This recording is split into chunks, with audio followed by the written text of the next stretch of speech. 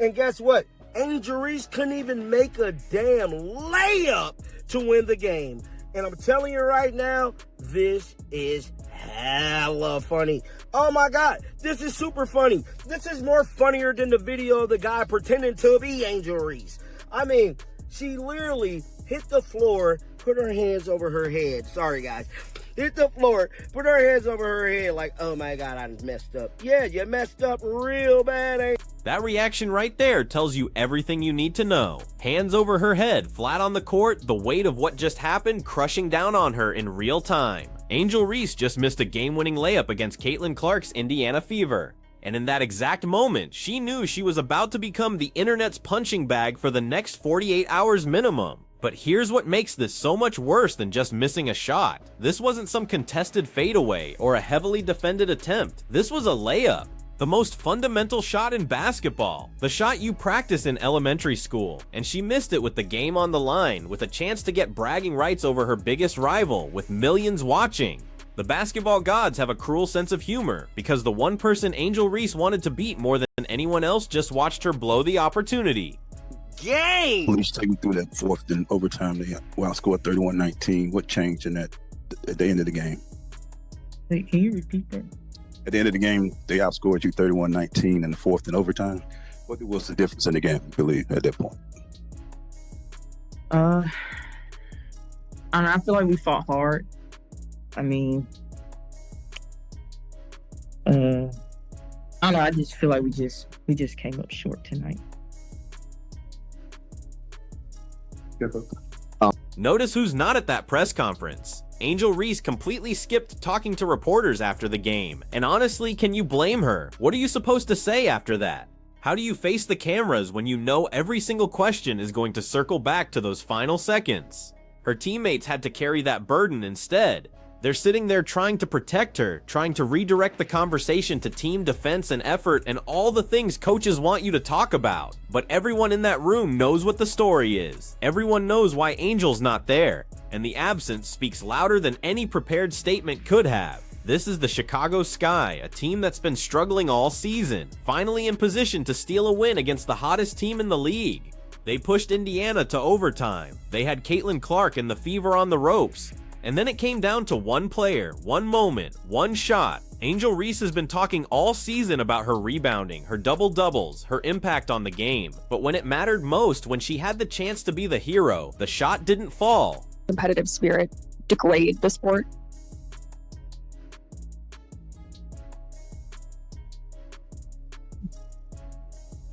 I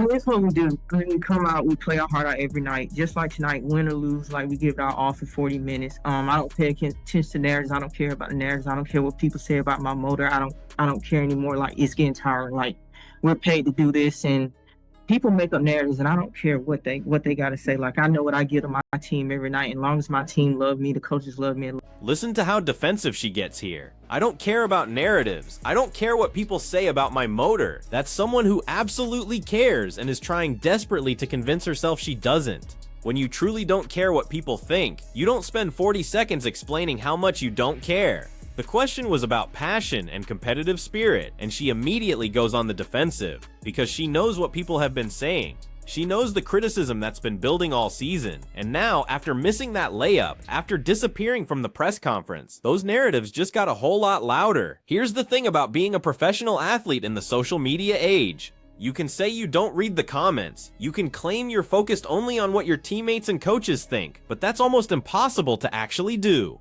Especially when you're someone like Angel Reese, who's been extremely active on social media, who's engaged with fans and critics alike throughout her career. You don't just turn that off because you had a bad game, and this wasn't just any bad game. This was against Caitlin Clark. The rivalry that's defined women's basketball for the past 2 years. The matchup that brings in record ratings and sold-out arenas. The competition that's elevated both of their profiles to levels WNBA rookies have never experienced before. When you miss a game winner against your biggest rival, you don't get to just move on quietly. Really good defensive game on Indiana. They've got some really good scorers, and I think Leash in particular did a really good job on Mitchell, who's been scoring the ball super easily, and I don't think it was an easy 20 for her tonight. I think Leash made it really hard for her. And I think, I don't know how much they're averaging, but we kept them below their average. And I think, yeah, we had some pretty good production off the... Now we're getting the teammate perspective, and you can hear them trying so hard to be supportive. Any other time Angel makes that shot, she knows she'll make the shot. They're rallying around her, doing exactly what good teammates should do, building her back up, reminding her that one moment doesn't define her season. But there's also truth in what they're saying. Angel Reese is a good player. She's been one of the best rebounders in the league as a rookie. Her double-double streak was legitimately impressive. On most nights, she probably does make that layup, but basketball isn't about most nights. It's about making the shot when it counts. It's about performing under pressure when the lights are brightest. Think about how this game unfolded. The Sky were down, fought back, pushed it to overtime. That takes mental toughness. That takes resilience. So it's not like Angel Reese folded completely. She was part of that comeback. She contributed to getting them into position to win. But in basketball, nobody remembers the good plays that led to the final possession. They remember what happens at the buzzer. Fair or not, that's the reality of sports. Shot happened. Some of y'all kind of surrounded Angel and were kind of saying some words of encouragement. What are some things y'all said there and kind of some things you'll go forward in saying to encourage each other after this loss? I mean, it happens. Like, we know any other time, like, Angel will make the shot. I mean, she knows she'll make the shot, but in that moment, you just got to encourage your teammates. Like, no one person lost us the game. It's a team effort, and just like she's with us when we're struggling, we do the same. Here's where it gets interesting from a team dynamics perspective. They're talking about not having Cardoso available, about being a player down, about the next man up mentality. And those are all valid points. The Sky were short-handed. They had legitimate excuses for losing this game. But that almost makes the missed layup worse, doesn't it? Because they fought so hard despite being undermanned. The players who were available gave everything they had. They executed well enough to have a chance at the end. And then the opportunity slipped away because of one missed shot. All that effort, all that heart, all that determination, and it comes down to a layup that didn't fall. The reporter asks about offensive droughts in the fourth quarter and overtime, and you can see them processing how to answer without throwing anyone under the bus. That's the tightrope teammates walk after a tough loss. You want to be honest about what went wrong, but you also don't want to pile on someone who's already hurting. So you talk about execution, about ball movement, about taking better shots. You use the collective we instead of pointing fingers at individuals. But everyone watching knows the context. Everyone knows that when you go minutes without scoring, someone has to step up and make a play. And when Angel Reese got that chance, when the ball was in her hands with a clear path to the basket, the moment was too big. Izzy, we saw you had 2 quick assists, one to Medina, one to Ryan. Just how much more comfortable are you getting with the ball in your hands as the game kind of slows down for you? Yeah, I think every game is a bit different, but I think I came in with a bit more confident today. And I think the last couple games of my decision making in the paint perhaps hasn't been where it needs to be. So yeah, I guess I was kind of proud of myself for making the adjustment and finding my teammates a bit better. There were a couple of stretches in the fourth quarter and overtime where the offense went a few minutes without scoring. How did not having Canada affect y'all in those moments? Okay. The book club question is actually kind of brilliant here, not from a basketball analysis standpoint, but from a human interest angle, because it shows these players trying to maintain some normalcy, trying to have lives and interests outside of the game that just crushed them. They're sitting there recommending novels while internally replaying that final possession over and over. But notice the dynamic in the room. The reporters are being gentle, giving them opportunities to talk about anything other than the loss. That's not always how these press conferences go. Sometimes reporters push harder, ask tougher questions, really dig into what went wrong.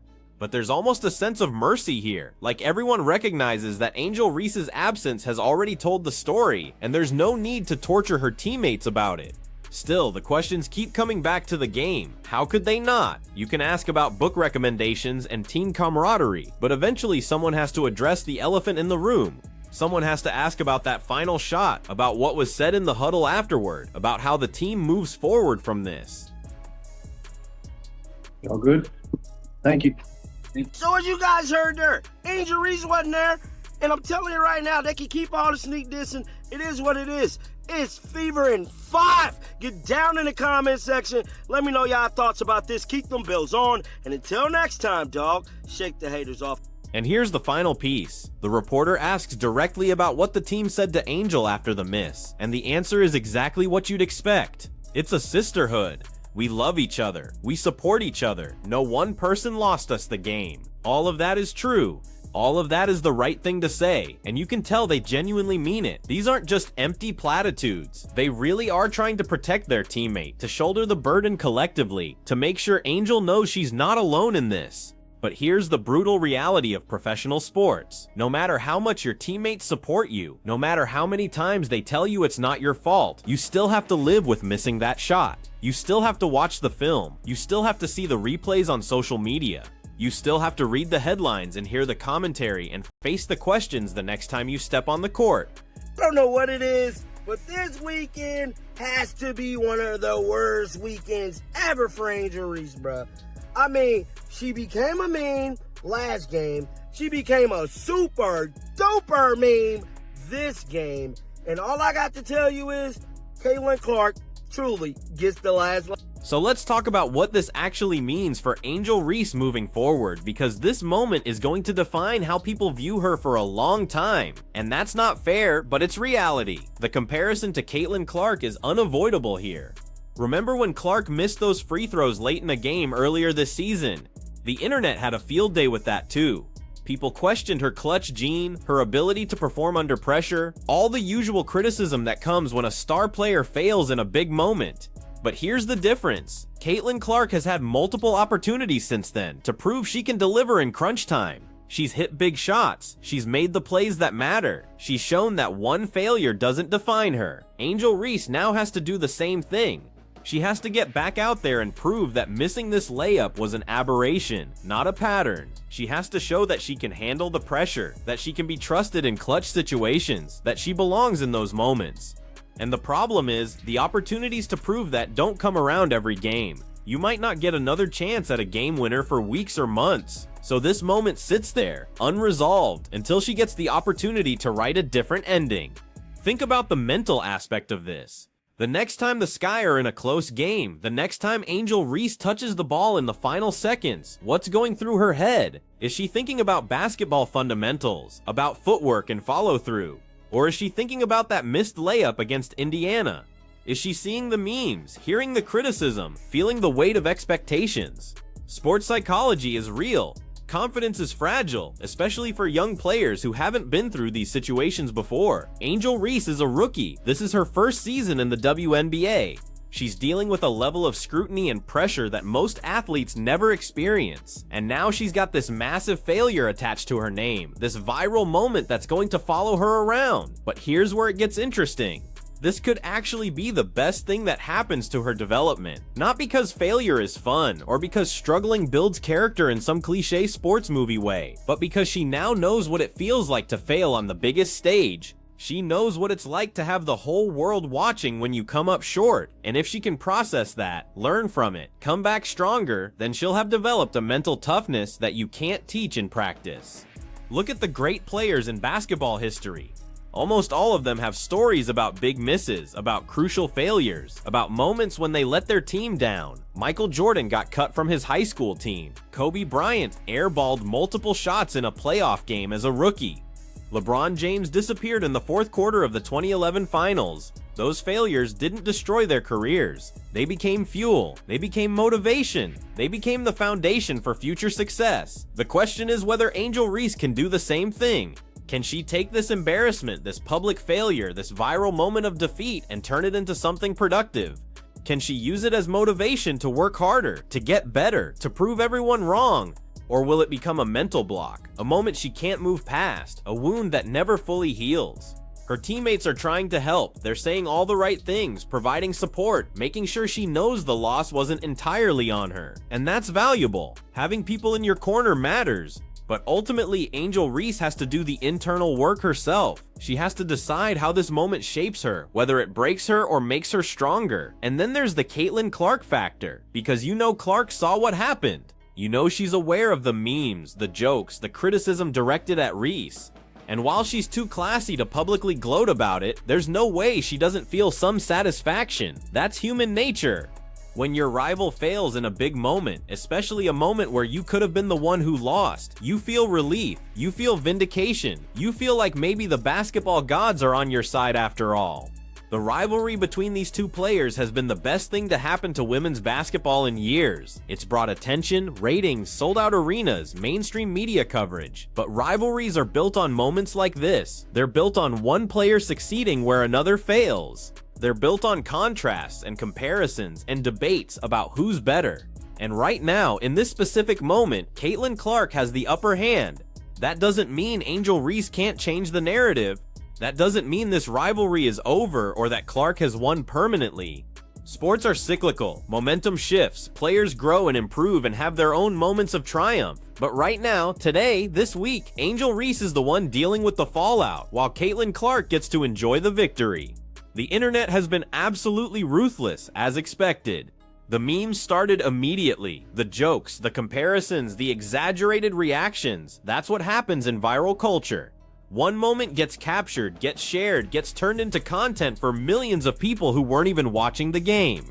And Angel Reese becomes a punchline, at least temporarily. But here's what the memes and jokes miss. This is a real person dealing with real emotions. This isn't just content for your timeline.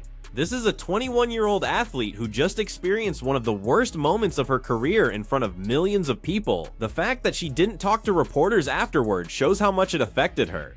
The fact that her teammates felt the need to protect her shows how vulnerable she was in that moment. So where does this leave us? The Sky are still fighting for playoff positioning. Angel Reese still has the rest of the season to prove herself. The rivalry with Caitlin Clark is still the most compelling storyline in the WNBA, but this moment, this missed layup, this viral failure, it's now part of the story. It's a chapter that can't be erased, only followed by new chapters that might change how we remember it.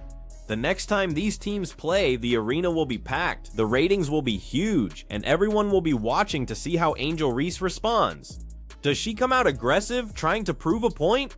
Does she play tentative, afraid to fail again? Does she rise to the occasion or shrink from the moment? We don't know yet, but that's what makes sports compelling. We get to watch the story unfold in real time. So was this the worst weekend ever for Angel Reese? Probably. Did she become a meme? Absolutely. Does Caitlin Clark get the last laugh, at least for now? Without question. But the season isn't over, the rivalry isn't finished, and Angel Reese will get another chance to write her own ending. Whether she takes advantage of that chance, whether she learns from this failure and comes back stronger, that's what we'll be watching for in the games ahead. Because that's the beauty of sports. There's always another game, another opportunity, another chance at redemption. The question is whether you're strong enough to seize it.